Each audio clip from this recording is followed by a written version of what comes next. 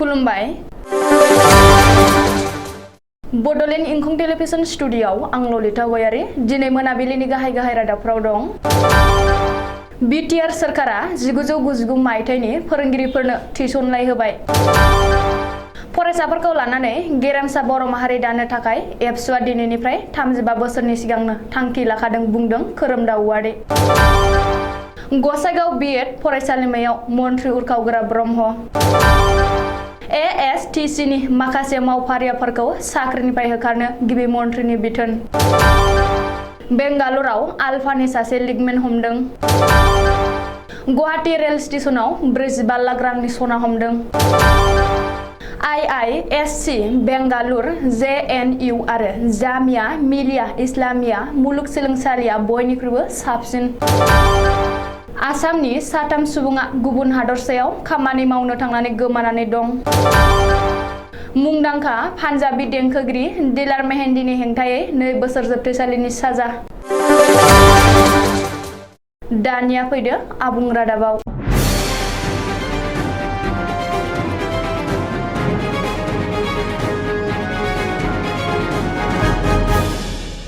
BTR सरकारा 1999 मायथाइनि फोरोंगिरिफोरनो थिसनलाइ होबाय। बाक्सा जिल्लानि बेन्दोंआव थानाय 1999 मायथाइनि गुदि आरो गेजेर फरायसालिनि फोरोंगिरिफोरनो बिटिआर सरकारा दिनै अरायथा साख्रिनि थिसनलाइ होबाय। क'क्राझार नोगोरनि कमार्स कलेजाव दिनै बिटिसिनि सोलोंथाइ बिफाननि बानजायनायाव खुंनाय मोनसे मेहेरगोनां हाबाफारियाव बिटिआरनि गाहाय प्रमद बर'आ बाक्सा जिल्लानि गासै सा 302 फोरोंगिरिफोरनो साख्रिनि थिसननाय गथायदों। बे हाबाफारियाव प्रमद बर'जों लोगोसे बिटिसिएलएनि बुंथिगिरि कातिराम बर', मावफुं सोद्रोमाफोर फारियै रेवरेवा नार्जिहारि, धर्मनारायण दास, खनसायाम दास, राकेश ब्रह्म, उरुप कुमार दे, एमएलए फारियै लरेन्स इस्लारि, जलेन दैमारि, एमसिएलएफोर फारियै पबित्र कुमार बर', मन्टु बर', माधवदेब छेत्री, सिएम प्रमद बर'नि बोसोनगिरि बेरलाव के कार्जिन, बिटिसिनि सोलोंथाइ बिफाननि डाइरेक्टर जगदीश ब्रह्मजों लोगोसे गोबांसा सोरखारि मावख'गिरिफोरा बाहागो लायो। बे हाबाफारियावनो बिटिसिआव थाबैनो सिपिसिएल टेट आनजाद खुंगोन होननानैबो खौरांगिरिनि सिगाङाव फोरमायदों बिटिसिनि सोलोंथाइ बिफाननि डाइरेक्टर जगदीश ब्रह्मआ। जगदीश ब्रह्मआ फोरमायनाय बादिब्ला बिटिसिआव सिपिसिएल टेट आनजाद खुंनो थाखाय बिटिसिनिफ्राय आसाम सोरखारनो लाइजाम लिरहरदों आरो आसाम सोरखाराबो 3 दाननि गेजेरावनो टेट आनजाद खुंनो लाहार फाहार खालामगोन होननानै खोथा हरदों। फरायसाफोरखौ लानानै गेरेमसा बर' माहारि दानो थाखाय एबसुआ दिनैनिफ्राय 35 बोसोर सिगांनो थांखि लाखादों। खैराबारि दखरा एबसुआ गुन गोनां फरायसाफोरखौ बरायनाय हाबाफारियाव बे बाथ्राखौ बुंदों।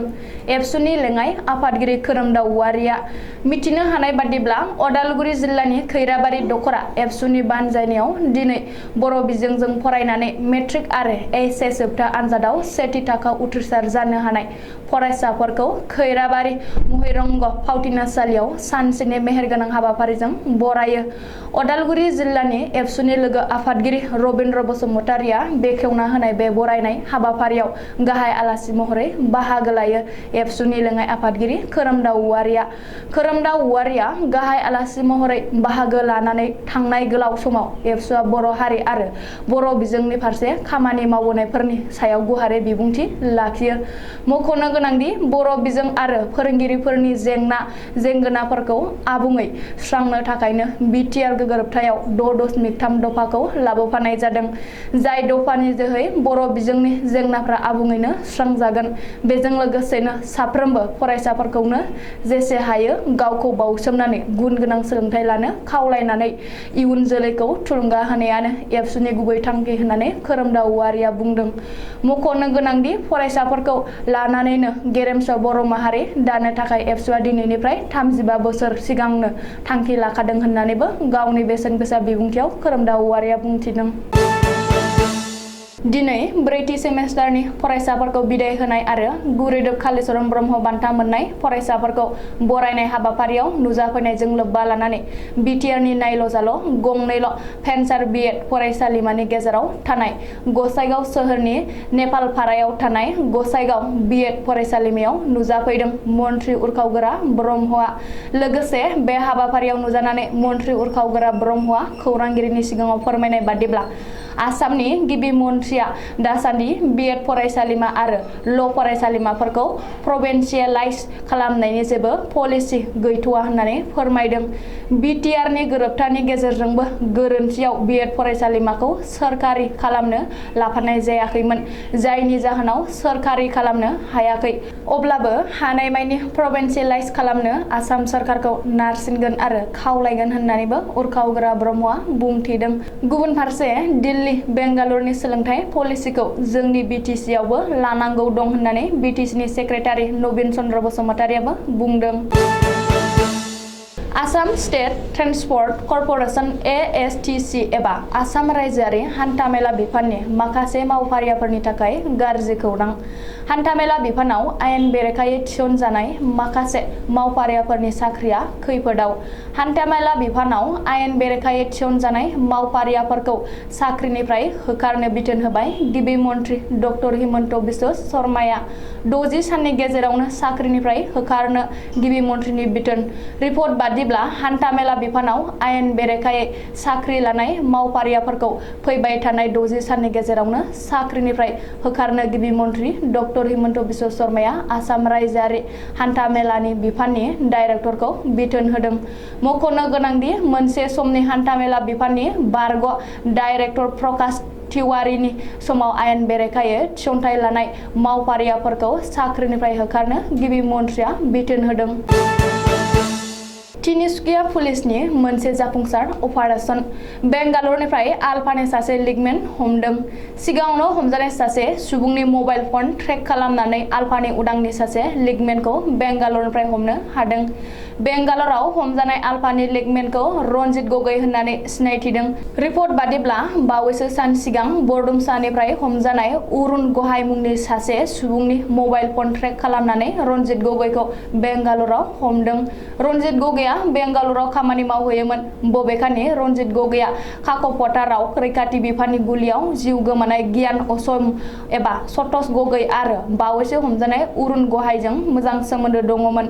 रनजित गगैआ गियान असमजों लोगोसे थाखा फैसानिबो लेनदेन दङमोन होननानै पुलिसआ सुलुङाव बुंदों। रिपर्ट बादिब्ला रनजित गगैआ पेंगेरि कटालगुरिनि अरुण गहायनि एनकाउन्टाराव 30,000 रां सोनानै हरदोंमोन आरो बे रांखौ अरुण गहायआ गावनि न'आव आश्रय लाफैनाय आलफा उदांनि टीमनो एनकाउन्टारनिफ्राय दिहुननानै हरदोंमोन। आलफानि लिगमेन रनजित गगैखौ आपार आसामनि DIG जितमल दले आरो SP देबजित देउरिनि दैदेननायाव तिनिसुकिया सदर थानायाव जेरा खालामदों आरो बांसिनै मिथिनो नाजादों। गुवाहाटी रेल स्टेशनाव गोबांथार बिबांनि सना हमदों। जरहाटनि बुरलुंबुथुर दैमानि निमाती गाथोननिफ्राय गुवाहाटी रेल स्टेशनसिम बास गारिजों लाबोदोंमोन हमनो हानाय सनाखौ। सुरां फालांगिरिया सनाखौ गुवाहाटी रेल स्टेशननिफ्राय राजधानी एक्सप्रेस रेलगारिजों दिल्लीयाव लांनो नाजादोंमोन, नाथाय पुलिस आरो रैखाथि बिफाननि गोख्रों सिग्रोमनायाव हमनो हायो। बेनि बागै पुलिसआ सुलुङाव फोरमायनाय बादिब्ला स्रोत सुलुंनि रिपर्ट बायदियै पुलिस आरो रैखाथि बिफाना गुवाहाटी रेल स्टेशनाव सिग्रोमनानै राजधानी एक्सप्रेस रेलगारिनि D5 नम्बर डाब्बानिफ्राय गोबांथार बिबांनि सनाखौ बोखांनो हायो। बे जाथायजों लोब्बा लाना बिशाल मुंनि सासे सुरां फालांगिरिखौबो पुलिसआ हमनो हायो।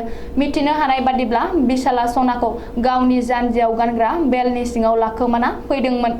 मख'नो गोनांदि बोखांनो हानाय सनानि बेसेना खमैबो 45 लाख रां जागोन होननानैबो पुलिसआ सुलुङाव फोरमायदों।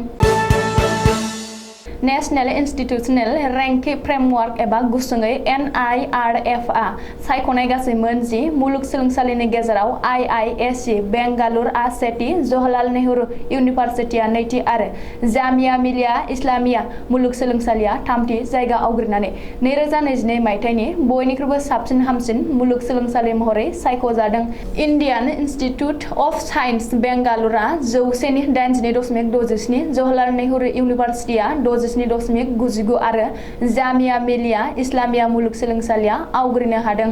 ओजोंहाय ब्रैथियाव कलकातानि जादवपुर इउनिभार्सिटि, बाथियाव अमृता विश्वपीठ इउनिभार्सिटि, द'थियाव बानारस हिन्दु इउनिभार्सिटि, स्निथियाव मणिपल एकाडेमि, दाइनथियाव केलकाता इउनिभार्सिटि, गुथियाव पिट पेलर आरो 10थियाव इउनिभार्सिटि अफ हायद्राबादआ जायगा आवग्रिनो हादों।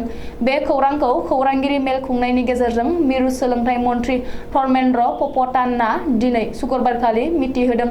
मख'नो गोनांदि दिल्ली इउनिभार्सिटिया बे बोसोराव जेबो जायगा आवग्रिनो हायाखैसै। लोगोसे आसामनि गंसेबो मुलुगसोलोंसालिया टप 10 आव खाथियावनो सौहैयासै। बाक्सा जिल्लानि सालबारि महकुमानि बेन्दोंनि आनन्द बाजार आउटप'स्टनि आवथायाव थानाय पुकुवामारिनि 3 सुबुङा अरुणाचल प्रदेश हादरसानि इटानगराव खामानि मावनो थांनानै गोमानाय जाथाया ओनसोलनाङै सोमोनां होदों। पुकुवामारिनि हिममत आली, जयनाल आली आरो रुस्तम आली मुंनि 3 सुबुङा गामिनिनो साहादत आली आरो अब्दुल मालेकजों 2 दान सिगां खामानि मावनो थाखाय थांदोंमोन इटानगराव। इटानगर सौहैखांनायनि उनाव 1 सप्ताहसो फननि गेजेरजों जगाजग दंमोनब्लाबो दिनैसिम जेबो खौरां मोननाय जायाखै खामानि मावनो थांनाय सुबुंनि नखरा। आनन्द बाजार आउटप'स्टआव गांसे एजाहार होदोंमोनब्लाबो नाथाय नखरा हेफाजाब मोनाखै होननानै अजद दैखांदों। लोगोसे केसखौ आखायाव लायाखै होननानैबो फोरमायदों नखरनि सुबुंफोरा। बिनिखायनो नखरनि सुबुंफोरा गोमानाय सुबुंफोरखौ नागिरनानै होनो सोरखारनिसिम खावलायदों। मानसि लांखारनायनि दायाव पाटियाला CJMआ पान्जाबनि मुंदांखा पान्जाबी देंखोगिरि दिलार मेहेन्दीनि बेरेखायै 2 बोसोर जोबथेसालिनि साजा फोसावदों।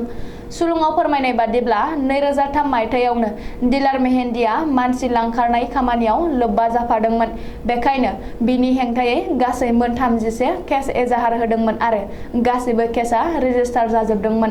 थांनाय 2018 मायथाइयावनो दिलार मेहेन्दीआ जोबथेसालियाव दैथायहरजादोंमोन नाथाय जामिनाव गफिनबोदोंमोन। अब्लाबो नाथाय आयेननि खामानियाव गोबाव जादोंब्लाबो बृहस्पतिबार खालि जोबनायाव थार बिजिरनाय होनानै दिलार मेहेन्दीखौ 2 बोसोर जोबथेसालिनि साजा फोसावदों।